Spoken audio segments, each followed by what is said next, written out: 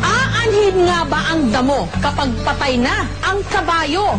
Ginagawang juice na iniinom ng tao. Isa lamang ito sa mga nauusong pagkain na kakaiba man ang lasa, healthy naman daw. Ang paboritong lantakan ng mga baka, kambing at kabayo, pwede na rin sa tao?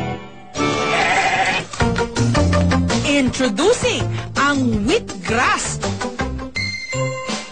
Damong siksik sa bitamina, mabisang panlaban daw sa mga sakit, pero damo pa rin. 2004, nung ipinakilala ni Arthur Tanco Jr. ang wheatgrass dito sa Pilipinas. Isang beses na nag-abroad si Mrs. at pag-uwi niya, nadala niya ako ng isang wheatgrass na kit, no? And so we tried growing it at natikman namin at from there, naumpisahan na namin talaga. Nanggaling pa ng Amerika at Australia ang mga buto ng wheatgrass na ginagamit niya na mistulang toge ang itsura. Pero wag daw itong hamak-hamakin kahit damo. Well, basically, I feel that this is ang wheatgrass works on the blood level, circulatory level. Gupitin lang daw ang wheatgrass. Ilagay sa juicer para makuha ang katas nito. Pwede nang inumin.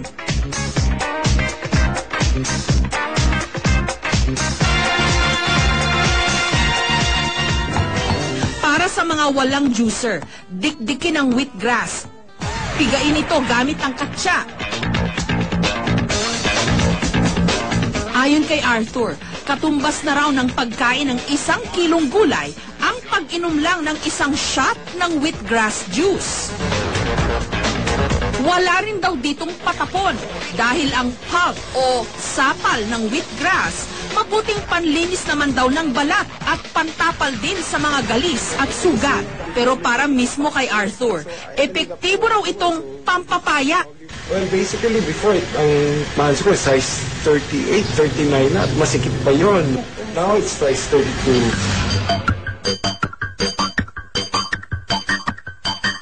Dito sa weekend market sa Salcedo sa Makati, ibinibenta ni Arthur ang wheatgrass, 100 pesos kada tray.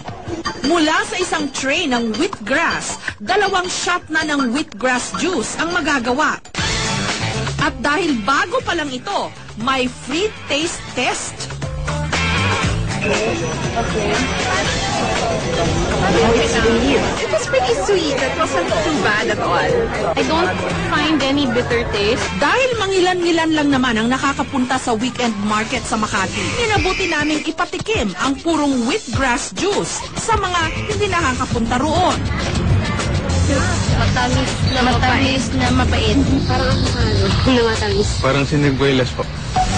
Sa tindahan namang ito sa The Fort, inihahalo nila ang wheatgrass juice sa pineapple at orange. Kasing sustansya pa rin daw ito ng purong wheatgrass juice. It complements well with the wheatgrass. Para at least yung mga natatakot pang uminom ng wheatgrass, matry nila yung wheatgrass with some juices like pineapple juice. It detoxifies your body, lahat ng mga bad toxins, and then it treats cancers also. 1920 nung tawaging perpektong pagkain ng wheatgrass sa Hungary. 1940s naman sa Amerika, sa paniniwalang hindi ngumuyain ng tao ang damo, sinimulan ni Anne Wigmore na gawing juice ang wheatgrass.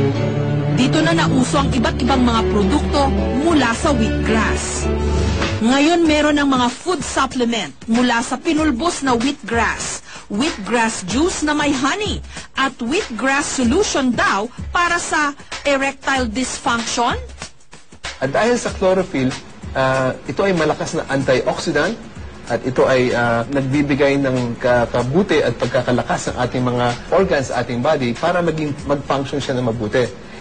Ang wheatgrass ay hindi gamot. Ito ay tumutulong sa ating katawan na siyang gumamot ng sarili niya. Si Elizabeth, 52 years old, nakatulong daw sa kanyang sakit sa balat ang pag-inom at pagpahid ng wheatgrass juice. Ang itsura nito na dati is, ano siya, yung namamantal, malaking pantal, at saka namumuti. So parang dry, yung parang very dry skin. So ganun lang ang itsura dati. Pero ngayon, makikita mo parang medyo flat na siya, at saka may konting coloration na, parang skin tone ko na. Sa wheatgrass, ano yan sabi nila, para maganda yung pagdudumi, lilinis ang katawan mo, kasi kinukuha niya lahat ng mga lason sa katawan, sinisipsip niya, tapos ilalabas ng katawan natin. Damo, bunga ng cactus, at talbos ng kamote. Sino ang mag-aakalang nasa atin lang palang mga bakuran ang ilan sa mga pwedeng makatulong sa ating kalusugan?